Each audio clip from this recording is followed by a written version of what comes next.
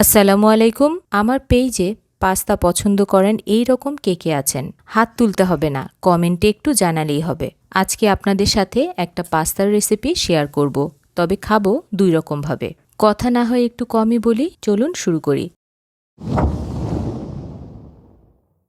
Pasta তৈরিতে আজকে আমরা চিকেন ব্যবহার করব, তাই এই জন্য মুরগির বুকের মাংস নিয়েছি হাড় ছাড়া।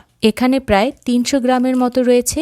এই মাংসগুলোকে পাতলা করে ছোট ছোট কিউব করে কেটে নিতে হবে। কাজটা আমার হাজবেন্ড করে দিচ্ছে, আর কিভাবে কতটুকু ছোট করে টুকরা করব আপনারা ভিডিওতে দেখলেই বুঝতে পারবেন। আর একটু বলে রাখি, আজকের রেসিপিটা কিন্তু মাংস ছাড়াও করা যাবে। মাংসগুলো টুকরা করা হয়ে গেলে এর মধ্যে দিয়ে দিচ্ছি ১ টেবিল চামচ বারবিকিউ সস।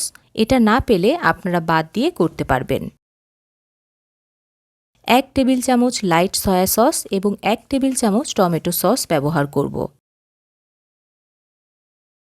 সেই সাথে হাফ চা চামচের মতো সাদা গোলমরিচের গুঁড়া এবং পরিমাণ মতো লবণ দিয়ে এই মাংসের টুকরাগুলো খুব ভালোভাবে মাখিয়ে কমপক্ষে ১০ মিনিটের জন্য রেখে দিতে হবে। মাংস যখন মেরিনেট হচ্ছে ওই ফাঁকে পাস্তাগুলো একটু সেদ্ধ করে নিতে হবে। এখানে পানিটাকে একটু গরম করে নিয়ে তারপর এর মধ্যে পরিমাণ মতো লবণ মিশিয়ে নিতে হবে। এরপর এর মধ্যে ২৫০ গ্রামের মতো পাস্তা অ্যাড করব। পাস্তা খুব ভালোভাবে সেদ্ধ করে নিতে হবে, আর এই বিষয়টা আপনারা সবাই কম বেশি জানেন। সেদ্ধ হয়ে গেলে পানি ঝরিয়ে নিয়ে তারপর ঠান্ডা পানি দিয়ে ধুয়ে নিব, যেন এটা আর বেশি রান্না হতে না পারে। এবার একটা কড়াইতে অল্প পরিমাণের তেল নিয়ে নিব। তেলটা খুব ভালোভাবে গরম হয়ে আসলে মেরিনেট করে রাখা মাংসের টুকরাগুলো দিয়ে দিব এবং চুলার আঁচটাকে একদম বাড়িয়ে তারপর খুব নাড়াচাড়া করে এই মাংসটাকে রান্না করে নিতে হবে। খুব ছোট ছোট করে টুকরা করা, তাই এই মাংসটা রান্না হতে খুব একটা বেশি সময় লাগবে না। মাংসের টুকরাগুলো যখন কিছুটা ব্রাউন হয়ে আসবে তখন একটু চেক করে দেখব, আর ওই সময় এটা রান্না হয়ে গেলে মাংসের টুকরাগুলো উঠিয়ে আলাদা করে নেব। মাঝখানে একটা ছোট কাজ রয়েছে। একটা বাটির মধ্যে ২ টেবিল চামচ টমেটো সস, ২ টেবিল চামচ মেয়োনিজ, ২ টেবিল চামচ গুঁড়া দুধ, ১ টেবিল চামচ চিনি, সাথে ১.৫ টেবিল চামচের মতো সরিষার তেল দিয়ে এটাকে খুব ভালোভাবে মিশিয়ে একটা সস বানিয়ে নেব। এই ধরনের সস সাধারণত শর্মা অথবা বার্গার অথবা স্যান্ডউইচে বেশি ব্যবহার করা হয়। আজকে আমরা পাস্তা খাওয়ার জন্য এই সসটা ব্যবহার করব, আর এই আইডিয়াটা সম্পূর্ণ আপনার ভাইয়ার মাথা থেকে এসেছে। তাই খাওয়ার পর যদি ভালো না লাগে, দায় কিন্তু আমি না।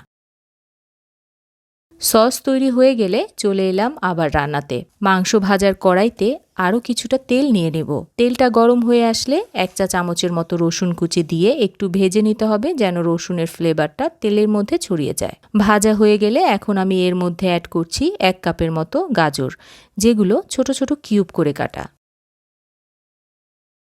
একই সাথে একই রকমভাবে কেটে রাখা ১ কাপ আলু এবং সেই সাথে ছোট ছোট টুকরা করে রাখা ১ কাপ ফুলকপি।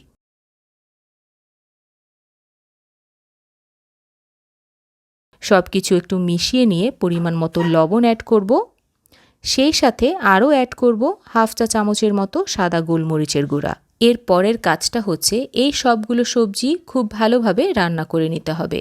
ঢেকে রান্না করব, আর অতিরিক্ত পানি দেওয়ার প্রয়োজন পড়বে না, এমনিতেই সেদ্ধ হয়ে যাবে।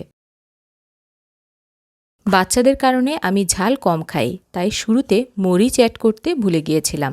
এই মুহূর্তে ২টার মতো মরিচ মাঝখান থেকে ফালি করে দিয়ে দিলাম। সবজি থেকে কিছুটা পানি বের হয়ে সেই পানিতেই সবজিগুলো সেদ্ধ হয়ে যাবে। আর সেদ্ধ হয়ে গেলে এর মধ্যে রান্না করে রাখা মাংস অ্যাড করব। ভালোভাবে মিশিয়ে নিয়ে সেদ্ধ করে রাখা পাস্তাগুলো দিয়ে দিব। এবার একটু বলে দেই, আপনারা চাইলে মাংস ব্যবহার না করে শুধু সবজি দিয়ে এই রান্নাটা ঠিক এই রেসিপি ফলো করে করতে পারবেন। আবার সবজি ব্যবহার না করে শুধু মাংস দিয়েও ঠিক একইভাবে এই পাস্তাটা রান্না করতে পারবেন। সেই ক্ষেত্রে মাংসের পরিমাণটা একটু বাড়িয়ে দিতে হবে। খুব ভালোভাবে যখন রান্না হয়ে যাবে তখন এখান থেকে বেশ কিছু পাস্তা তুলে আলাদা করে নিচ্ছি এবং কড়াইতে যতটুকু থেকে যাবে তার মধ্যে বেশ কিছুটা ধনেপাতা কুচি অ্যাড করব। কড়াইয়ের অংশটা পরিবেশন করার জন্য তৈরি। অনেকেই হয়তো আপনারা এইভাবে রান্না করেন মাংসটা বাদ দিয়ে, সেই সাথে সবজির পরিমাণটা বাড়িয়ে। আর এই পাস্তাটা খেতে কিন্তু কোনো অংশে খারাপ লাগে না। কিছু অংশ আমি তুলে আলাদা করে রেখেছিলাম, তার মধ্যে বানিয়ে রাখা সস অ্যাড করব।